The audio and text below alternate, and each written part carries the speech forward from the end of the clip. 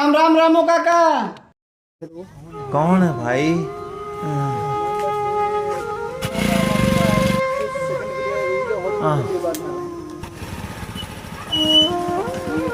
अरे मास्टर साहब राम राम।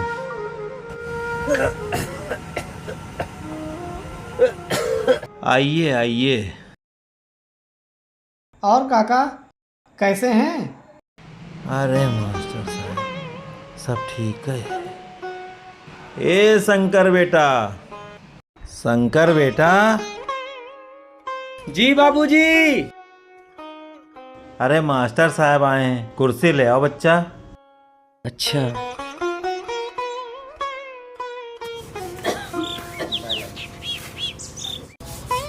अरे शंकर, हाँ माँ। ये कुर्सी लेके बाहर कहे जा रहे हो?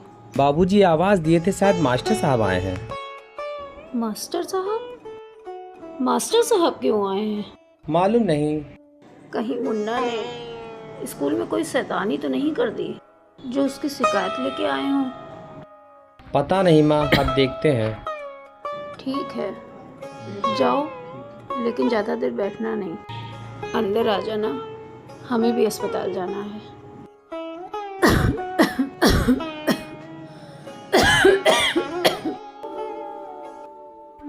नमस्ते मास्टर जी। नमस्ते नमस्ते शंकर। और शंकर भैया कैसे हो? ठीक है मास्टर। सब ठीक ठाक है? हाँ बैठिए मास्टर। अच्छा।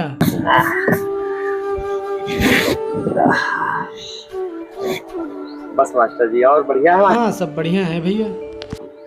बैठिए मास्टर जी थोड़ा सा। अच्छा अच्छा अच्छा। और रामू काका आप ठीक ठाक हैं? अरे कहाँ ठीक है मास्टर साहब, तबीयत 2-3 दिन से गड़बड़ा गए है। यार बुखार आवत रहा है, अब जाकर क्या हालत हुई है, का करी कुछ समझ नहीं आवत। अच्छा, तो क्या डॉक्टर को दिखाया आपने? अरे डॉक्टर के पास गए रहन, डॉक्टर हमार खून वून जांच कराई, हमार रिपोर्ट में कुछ आवा है, वो पता नहीं क्या बतावत हैं कि तुमको का बताइन है, दंगल हो गया है, यह बताइन। अब हम तो जानित नहीं का होत है, यू का है, कुछ समझ में नहीं आवत है। अरे रामू काका, ये डंकल नहीं, डेंगू होता है। अच्छा। और ये बहुत जानलेवा बीमारी है। अगर इसका सही समय पर इलाज न किया जाए तो इंसान की जान भी जा सकती है। अरे अब मास्टर साहब, हम तो अनपढ़ गवार आदमी, अब डंगा डेंगू खाया है कुछ जनता ही नहीं है। हम तो यह जानी कि हमरे खांसी आवत, बुखार आ गया, दवा ले आवे ठीक हो जेबे। अब कहा जानी खाया है, अब क्या बताएं। बाबूजी अम्मा का अस्पताल ले जा रहे हैं। ठीक है भैया, आराम से ले जाओ। अरे शंकर भैया। जी मास्टर जी। क्या हुआ काकी को? अरे हुआ कुछ नहीं, कल तो ठीक थी, आज रात को ही जोड़ी बुखार आ गया है, वही सोचन ही डॉक्टर साहब को दिखाई ही जाए। अच्छी बात है, वेरी गुड। अस्पताल जा रहे हैं हम, और अपना ध्यान रखना। ठीक है। ये क्या, फिर से बीड़ी पीना शुरू कर दिया? अरे मास्टर साहब समझाइए इनको, मैं तो कह कह के हार गई, इतने बीमार हैं, बीड़ी नहीं छूटती है। अरे कुछ हमारी सुनोगी? अरे मास्टर साहब यहाँ लाग रखा है, बहुत लोग आते हैं गांव के, दादा बीड़ी पिया दो, दे देते हैं, हम पीते नहीं, खाली रखी है, अब इनको कौन समझाएगा। अरे कुछ नहीं मास्टर जी, बीड़ी पीते छुप छुप के, अम्मा जब गुस्साती तभी छोड़ते हैं, बात नहीं मानते ये, और देखो कितनी तबीयत खराब है।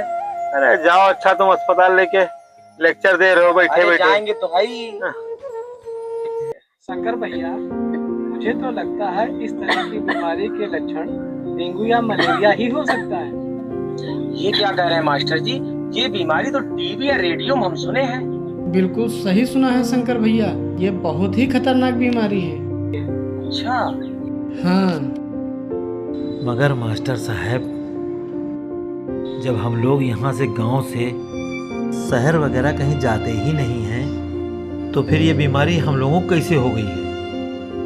अरे रामू काका, इसकी वजह वो नहीं है जो आपने बताया। हमारे घरों के आसपास या नालियों में या गड्ढों में जो पानी भरा होता है, बरसात का पानी भर जाता है, जिसकी वजह से उसमें गंदे डेंगू जैसे, मलेरिया जैसे मच्छर पैदा हो जाते हैं, जिनकी वजह से हम लोगों को बीमारी हो जाती है। उसकी वजह हम लोग ही हैं। और शंकर भैया कुछ समझे? जी मास्टर जी। क्या समझे? यही कि हमको अपने आसपास साफ सफाई रखनी है, नालियों में गड्ढों में पानी नहीं भरने देना है। वो अगर कुछ भर रहा है तो उसमें दवाइयाँ, कीटनाशक दवाइयाँ डालें हम, ताकि साफ सफाई रहे। हाँ शंकर भैया, बिल्कुल ठीक समझे। जी मास्टर जी। और रामू काका आप भी। और हाँ, आप लोग भी याद रखें, अपने आसपास साफ सफाई जरूर रखें, ताकि डेंगू जैसे बीमारियों से बचें। मास्टर जी, आपने तो इस बात को बहुत अच्छे से समझाया। और हाँ, आप लोग भी अपने घर के आसपास गंदगी को बिल्कुल भी इकट्ठा ना होने दें। बरसात का पानी जैसे टूटे हुए बर्तनों में जो पानी इकट्ठा होता है, उससे डेंगू और मलेरिया जैसी बीमारियां जन्म लेती हैं। और ये खतरनाक बीमारियां हम लोग के लिए जानलेवा भी हो सकती हैं। क्यों शंकर के बाबूजी? भाइयों, जैसा इन्होंने बताया है, अगर आप उस तरह से करेंगे तो आप बीमारियों से दूर रहेंगे और स्वस्थ रहेंगे। धन्यवाद।